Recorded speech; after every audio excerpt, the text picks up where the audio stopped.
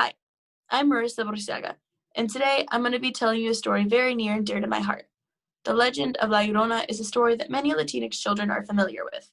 My own personal experiences with this story go back as far as I can remember. One vivid memory I have was actually with my dad. We were out at this lake and we were fishing, we were having fun, we were messing with each other like dads and daughters usually do, and he ends up throwing me into this lake. And I remember being so terrified at the time because the Legend of La Llorona was so ingrained in my head. I can look back at this memory now and smile at it, but the Legend of La Llorona still sends shivers down my spine. Now, without further ado, espero que te gusta la leyenda de La Llorona. The Legend of La Llorona, Spanish for the Weeping Woman, has been a part of Latinx culture since the early days of the conquistadores. The tall, thin spirit is said to be blessed with natural beauty and long, flowing black hair. Wearing a white gown, she roams the rivers and creeks, wailing into the night and searching for children to drag, screaming, to a watery grave. No one really knows where the legend of La Llorona began, or from where it originated. Though the tales vary from source to source, the one common thread is that she is the spirit of a doomed mother who drowned her children and now spends eternity searching for them in rivers and lakes. La Llorona, christened Maria, was born to a peasant family in a humble village. Her startling beauty captured the attention of both the rich and poor men of the area. She was said to have spent her days in her humble peasant surroundings, but in the evenings, she would don her best white gown and thrill the men who admired her in her local fandangos. The young men anxiously awaited for her arrival, and she reveled in the attention she received. However, La Llorona had two small sons who made it difficult for her to spend her evenings out, and often she left them alone while she cavorted with the gentlemen in the evenings. One day, the two small boys were found drowned in the river. Some say they drowned through her neglect, while others say they may have died by her own hand. Another legend says La Llorona was a caring woman, full of life and love, who married a wealthy man who lavished her with gifts and attention. However, after she bore him two sons, he began to change, returning to a life of womanizing and alcohol, often leaving her for months at a time. He seemingly no longer cared for the beautiful Maria, even talking about leaving her to marry a woman of his own wealthy class.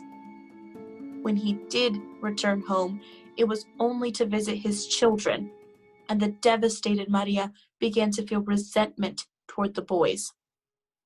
One evening, as Maria was strolling with her two children on a shady pathway near the river, her husband came by in a carriage with an elegant lady beside him. He stopped and spoke to his children, but ignored Maria, and then drove the carriage down the road without looking back.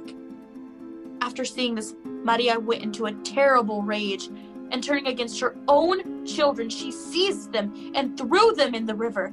As they disappeared downstream, she had realized what she'd done, and she ran down the bank to save them, but it was too late. Maria broke down into inconsolable grief, running down the streets, wailing and screaming. The beautiful La Llorona mourned them day and night. During this time, she would not eat and walked along the river in her white gown, searching for her boys, hoping they would come back to her. She cried endlessly as she roamed the riverbanks, and her gown became soiled and torn. Still a young woman, she finally died on the banks of that river.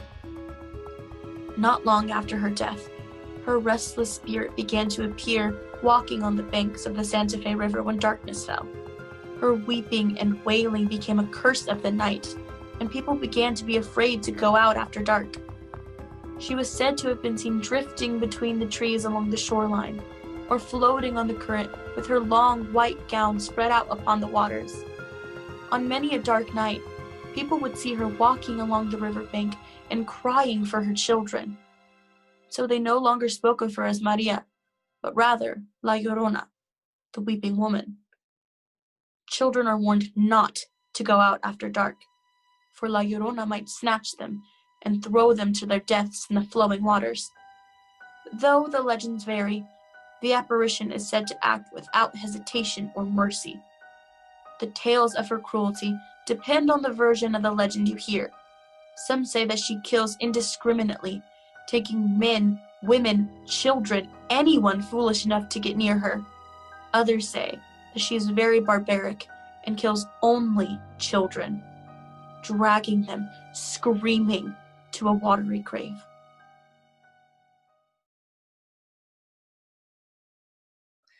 When I was in the 7th grade, I had a frightening dream.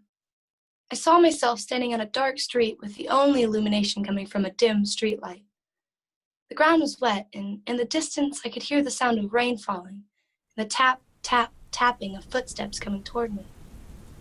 Peering into the darkness, I could make out a woman, dressed all in black, with a dark lacy veil covering her face, moving toward me. Strangely, as the mysterious woman grew closer, so did the rain. When the woman was about 15 feet in front of me, she looked over my shoulder. When I turned to see what she was looking at, I saw a young child dressed in a white nightgown, playing with a doll in the middle of a puddle of water. When I turned back to her, she was right in front of me. Her veil was lifted, her eyes were abnormally wide, and her face was no more than 3 inches away from mine. Her terrifying eyes looked into mine dead on, until I awoke in a panic. I looked toward the window. It was raining. As you can imagine, I didn't sleep for the rest of the night. The next day, I shook off the dream, until a year later. On that night, I was spending the night with a friend, Veronica, who also invited a friend named Sarah. In the course of the evening, Sarah, who is Latinx, began to tell us some legends and ghost stories of the Mexican culture. When she started to tell the tale of La Llorona, I didn't think anything of it at first. Then she began to tell us how the legendary spirit travels only by water, dressed in all black or white, and is most always seen wearing a veil. Sarah continued by telling us that La Llorona lifts her veil only to her victims she has chosen, that in their afterlife they will be forced to help her find the bones of her lost children. Now, I constantly wonder if, in my afterlife, I will be forced to help her find the bones of her lost children.